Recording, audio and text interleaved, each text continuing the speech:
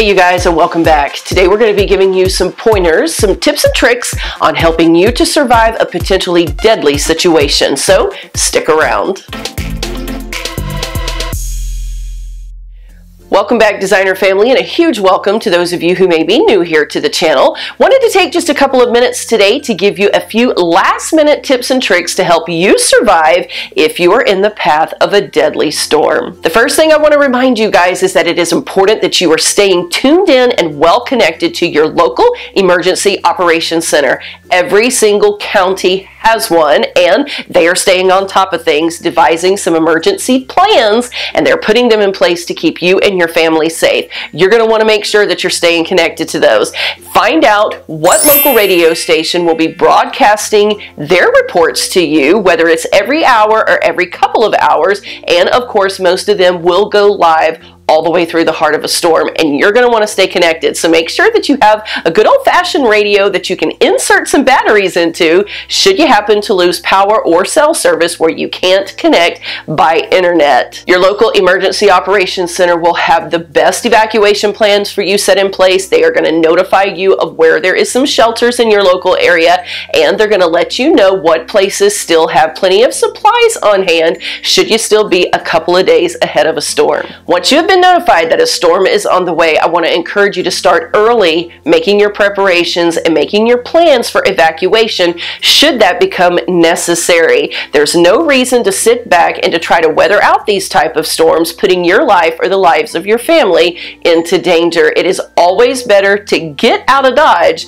than to stay put. If you are in a wood-framed home or a mobile home, then it is best to go ahead and get to a safer location. Even if you're only expecting tropical storm force winds in your area, it's probably best to go ahead and get to a safer area because there's always the potential for tornadoes spawned in front of a hurricane, and that is where some of the most potential for harm lies. You don't want to be caught in a mobile home or in a wood-framed home should that be the case. Contact a family member or a good friend who has a block home or a brick home, or at the last resort, you can stay in a local shelter. Your county will have plenty of those set up around the area to ensure that everyone who is in a wood-framed home or mobile home can get to safety, and I would highly advise you do that. Obviously, we want to encourage everyone who is in the direct eye of the storm to go ahead and evacuate, whether you have a cinder block home or not, because in the eye of that storm,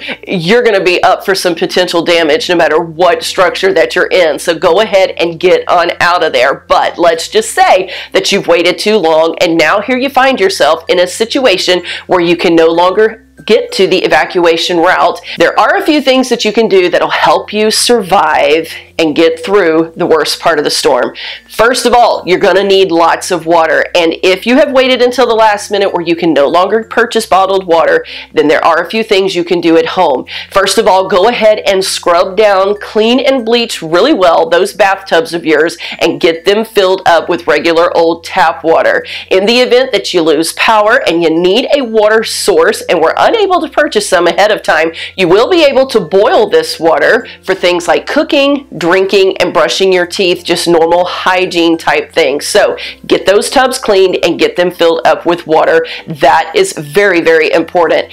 Also, for drinking water, you can take some of the Ziploc bags that you have around your home, freezer bags preferably if you have those, but if not, regular plastic bags will work. Fill them up about halfway with water, put them in your freezer, and go ahead and get them frozen. Not only is this going to help keep your freezer a little colder when the power first goes out, as those bags begin to melt, you will have some fresh drinking water right there on hand. So if you've missed your opportunity to buy some water, go ahead and get this step in process. You want to make sure that you secure all of your important documents, things like high school diplomas, birth certificates, social security cards, maybe the papers for your home mortgage or your insurance information. If you have any damage after the storm, you're going to need to be able to contact your insurance company. You're going to need all that information on hand. Go ahead and stick that down into some Ziploc bags as well, and a good place to store that if you can't leave your home is right inside of your dishwasher. Go ahead and empty that dishwasher, make sure it's all nice and clean in there, and you can set those plastic bags down inside your dishwasher and close the door, securing it up.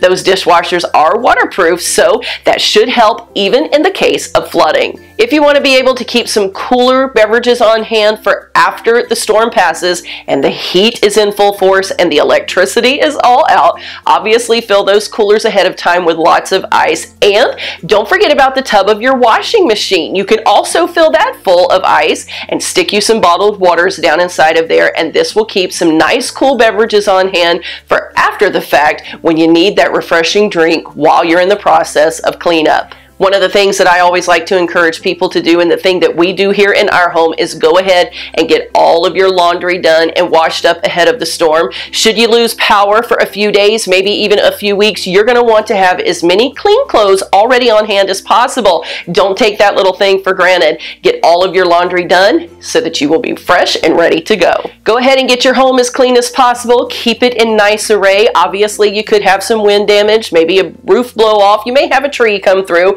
and it may get messed up anyway, but at least you will have a majority of the stuff put in place and all taken care of. That way, if your home makes it through with no damage at all and you lose power, you're not going to be scrambling around trying to catch up on all that housework that you could have done beforehand. It is also very important that you take a look outside around your yard. Put away everything that could become a flying projectile during the heavy winds, especially if you're going to be nearer to the eye of that hurricane, where you will get hurricane force or very strong tropical force type winds. Things like lawn chairs need to be secured. You need to secure your outdoor grill. If you have a trampoline or a patio table, flip that upside down and make sure that is secured as well. If there is any debris in your yard, go ahead and pick it up, especially things like ladders or loose boards laying around. All of that stuff can become extremely dangerous in those high winds, because if it is picked up and hurled towards someone or another home, that could be potentially deadly.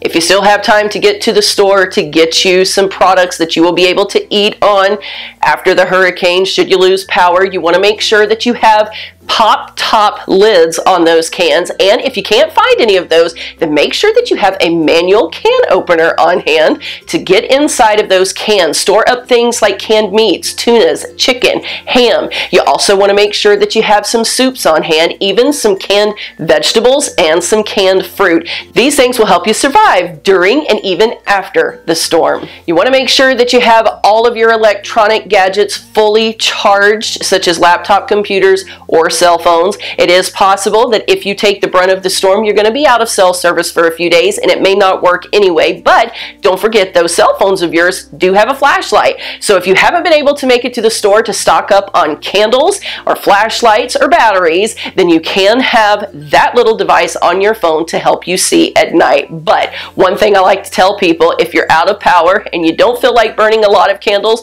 go ahead and take advantage of that during the storm process and get to bed just a little bit earlier when the sun goes down. You will be able to recharge those phone chargers through your car, so don't worry about that. If you lose power in your home, you can take your car chargers and recharge that type of device. It's very important that you go ahead and make a list of all of your emergency contacts, and especially the contacts of all of your family. One of the scariest things after a storm is not knowing how your family fared through the tough weather. So you're going to want to be able to get a hold of them. I'm sure most of those numbers you already have pre-programmed into a cell phone, but just in case you don't, go ahead and get you a list and make sure you have all of those numbers right there at your fingertips. Now, if for some reason you have not been able to evacuate and you are going to take a pretty big hit during any type of storm, then it is important for you to get to the innermost room of your home, a room with no windows, and hunker down. Especially get your children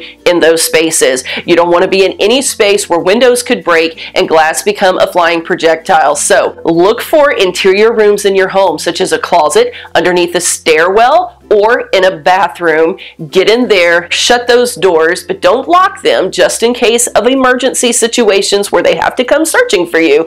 But hunker down and stay there till the worst of the storm is over. Whatever you do, don't go outside and try to gaze at the storm.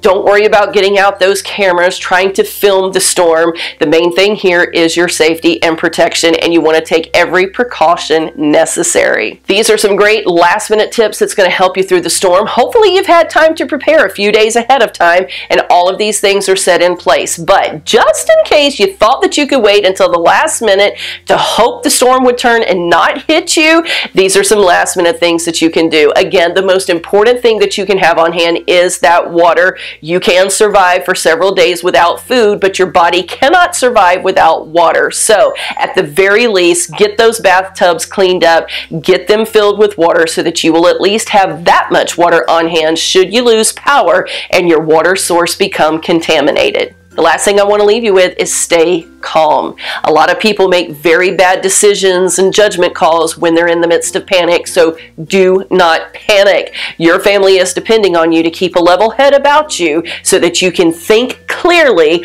on decisions that you're going to have to make on the spur of the moment. So stay calm. Everything's going to be okay and you're going to weather it through to the other side. Again, be sure to check with your local emergency operations center for any special instructions they have for your county, and make sure you abide with what your safety officials are encouraging you to do, because they really do know best of what's happening in your area. So stay informed and oblige what they ask you to do so that you and your family can stay safe. Hope these tips have helped you just a little bit. Our best to your family. We hope that you make it through the best that you possibly can. I want to thank you so very much for watching, and we'll see you soon.